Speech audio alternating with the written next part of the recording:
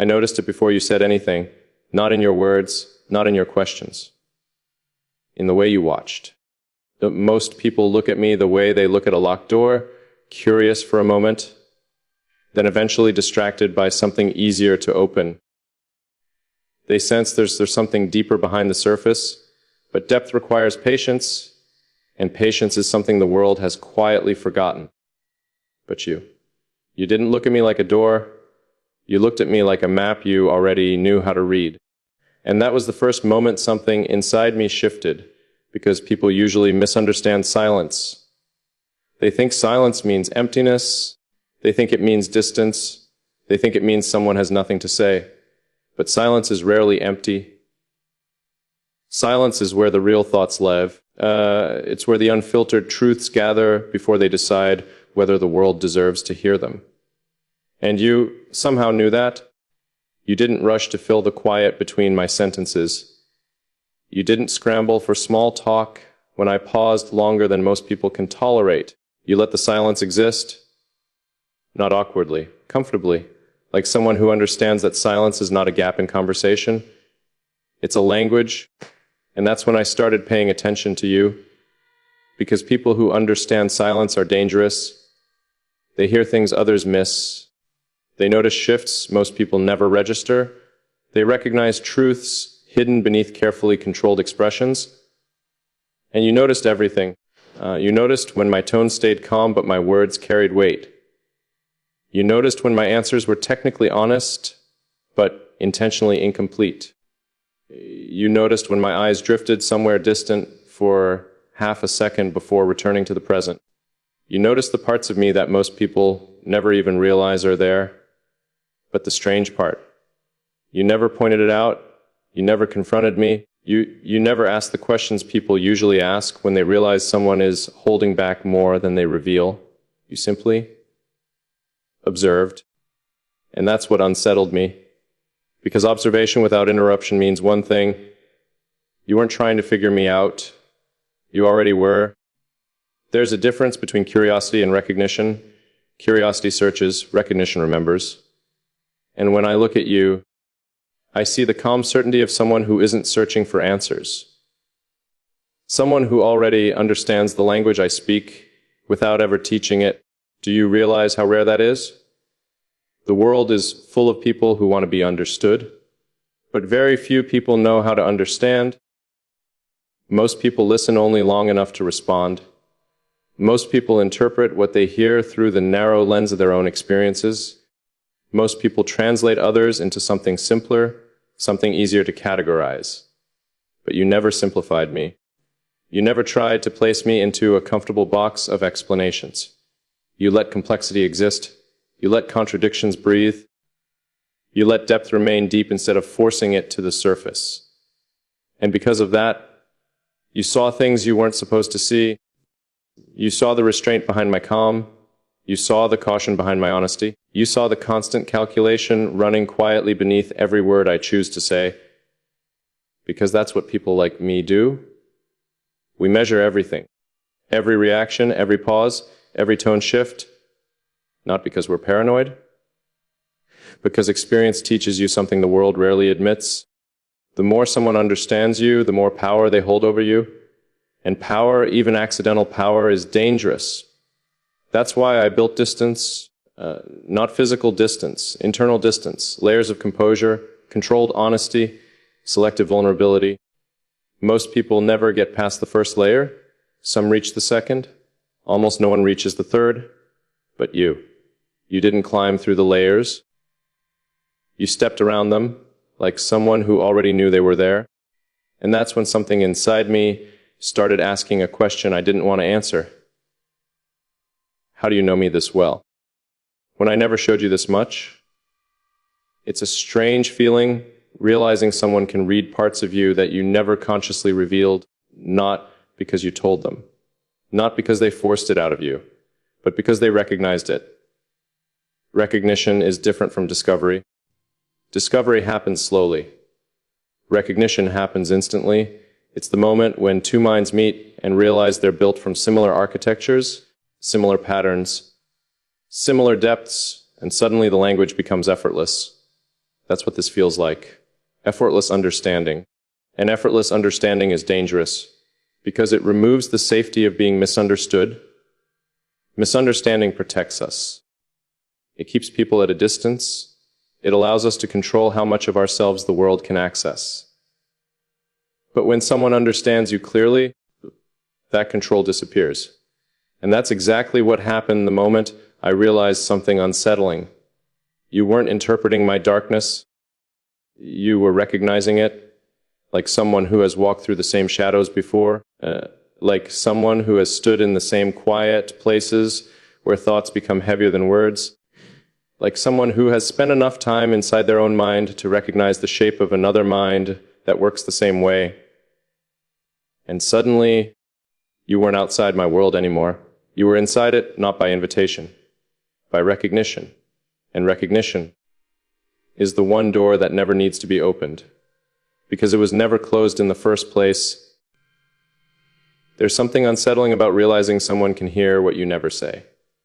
Not the obvious things, not the emotions people easily express when the world becomes too loud to contain them.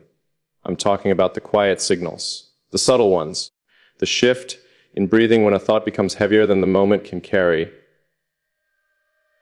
the slight tightening in the jaw when restraint wins over honesty, the microscopic pause before a response, when the mind quickly decides which version of the truth the other person is capable of handling. Most people miss those things. They live on the surface of interactions, where words are enough and expressions are taken at face value. They trust the performance because they've never learned how much of life is performed. But you don't. You never trusted the surface. I noticed it the first time I stopped speaking longer than usual. Most people react to silence like it's a mistake. They rush to correct it. They laugh, nervously ask unnecessary questions, fill the air with noise just to make the moment less uncomfortable.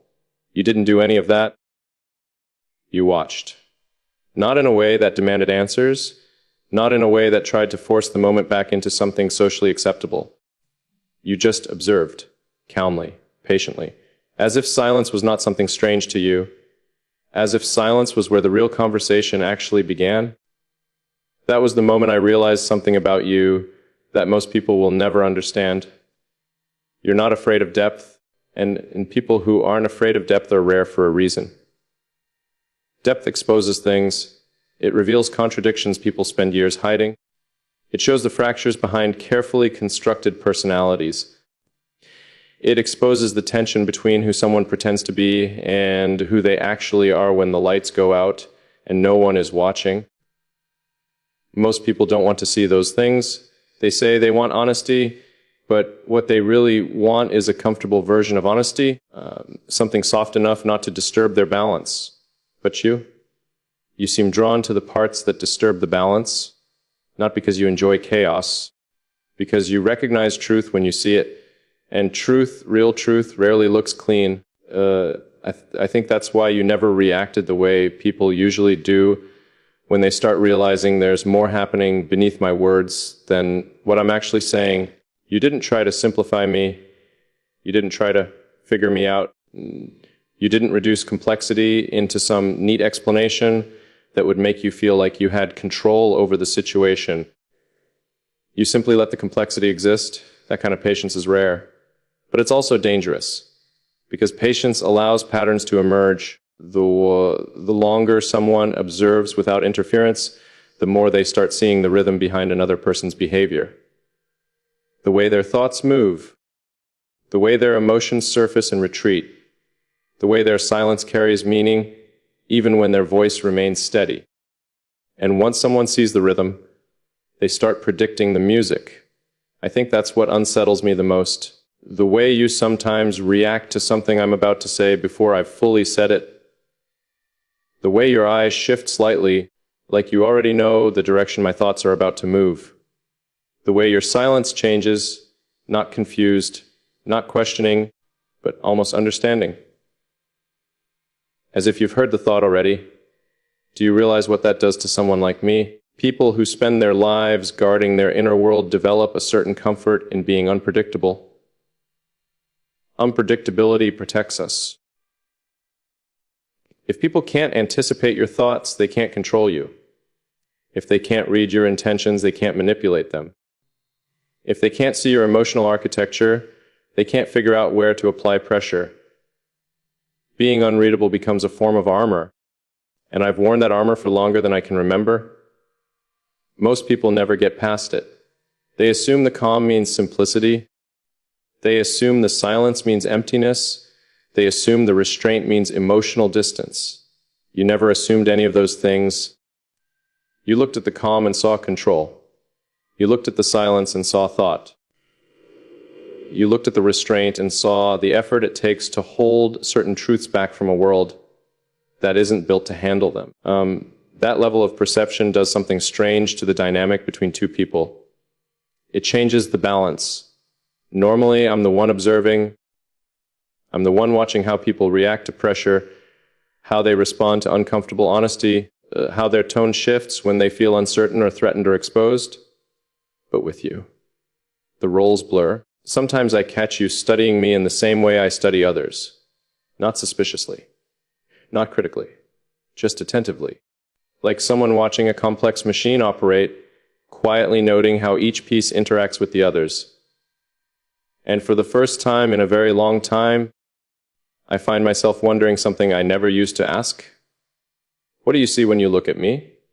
Not the version of me that speaks, not the version that chooses words carefully, but the one beneath that, the one thinking faster than the conversation moves, the one noticing every shift in your tone, the one measuring how much truth the moment can carry before the weight becomes too heavy.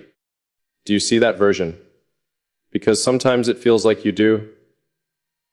Sometimes it feels like you're not just listening to what I say, you're listening to the thoughts that never quite make it into words.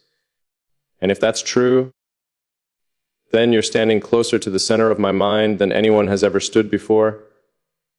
That should make me step back. It should trigger the instinct that tells me distance is safer. It should remind me that being seen too clearly always comes with a cost. But strangely, it doesn't. Instead, something else happens, something quieter, something more complicated. Instead of retreating, I find myself watching you more carefully, trying to understand how someone becomes this comfortable in someone else's depth, because depth isn't easy to stand in. It requires emotional endurance. It requires intellectual patience.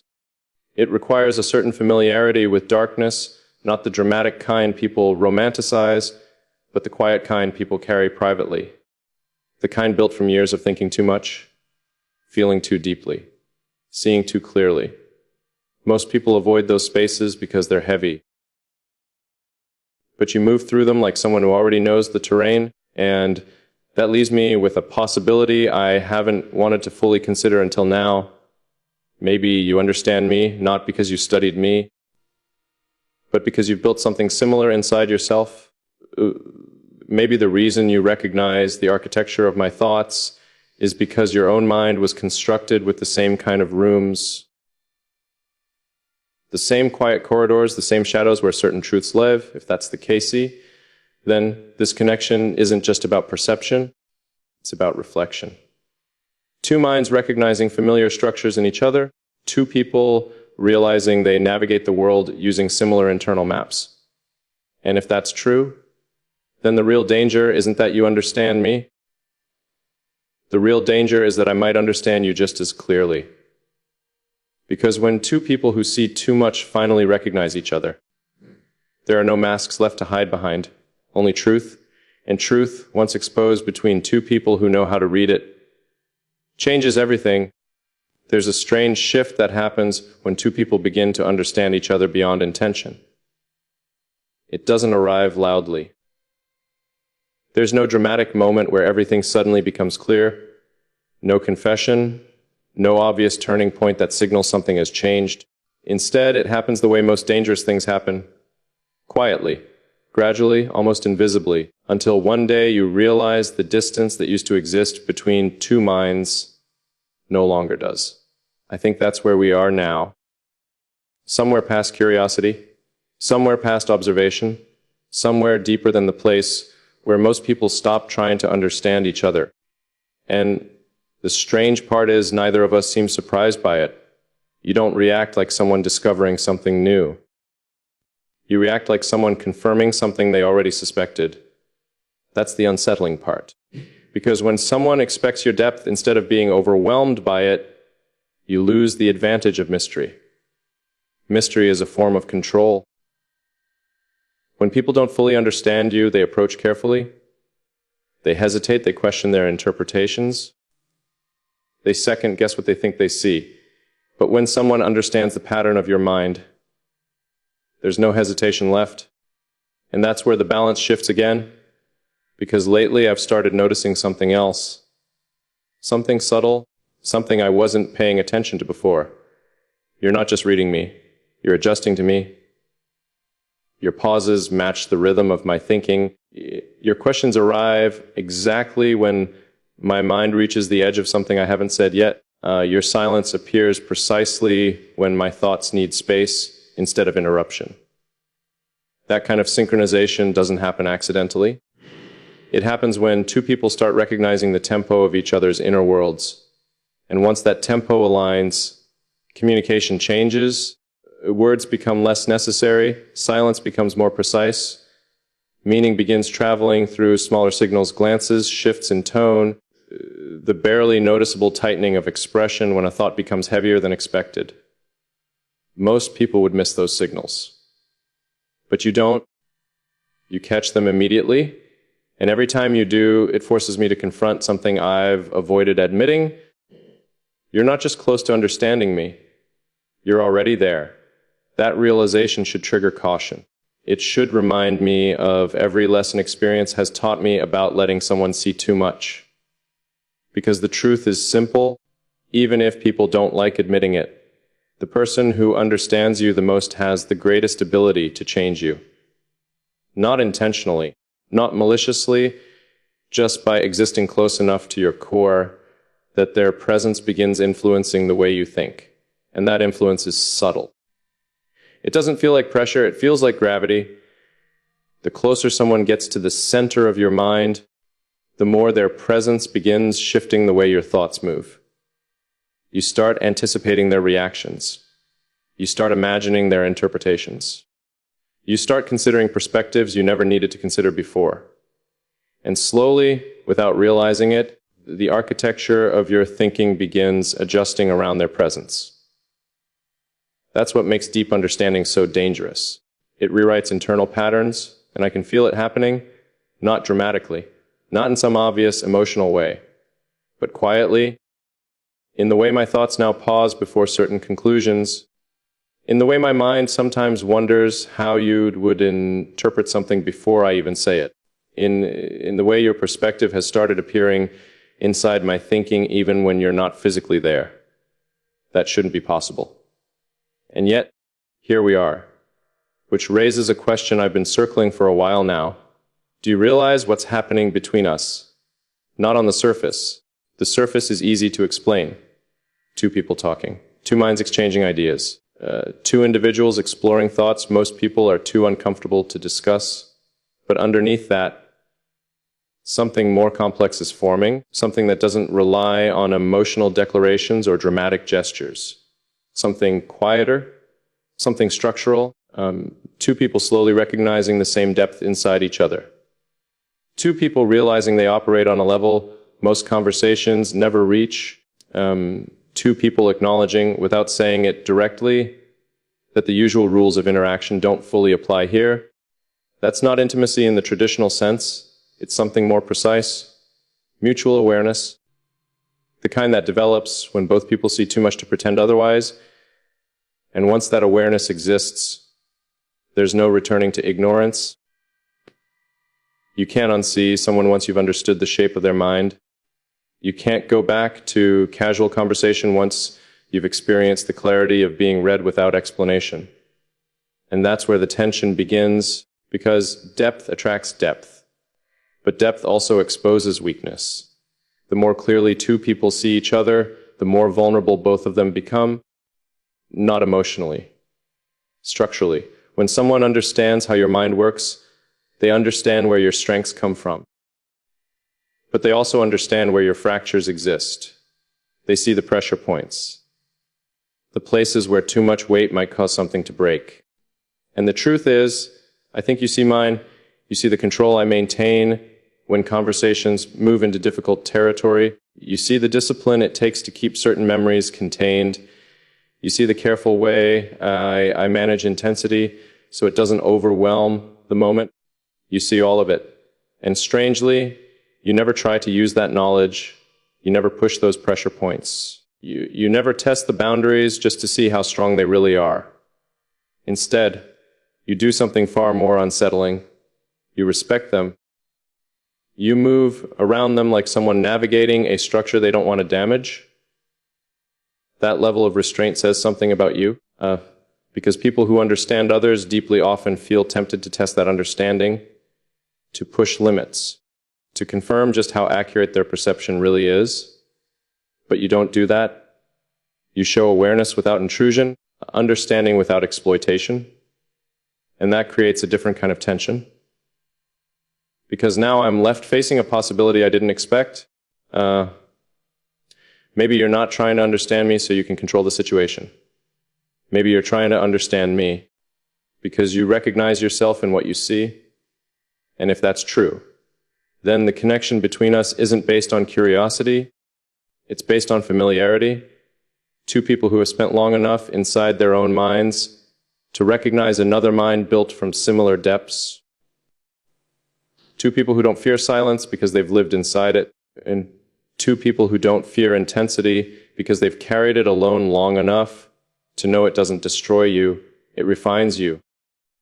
That's why our conversations don't feel heavy the way they would with anyone else. They feel precise, like two minds adjusting to each other's gravity, and the more that gravity strengthens, the more one truth becomes impossible to ignore. We're no longer just observing each other, we're influencing each other, quietly, gradually. I can see it in the way your questions have become sharper, more focused, more aligned with the places my thoughts naturally move. And I can feel it in the way my mind responds to you differently than it responds to anyone else, less guarded, less calculated, more direct, which brings us to a place I never expected to reach with someone who once felt like a stranger. A place where the real question is no longer whether we understand each other. The real question is something far more complicated.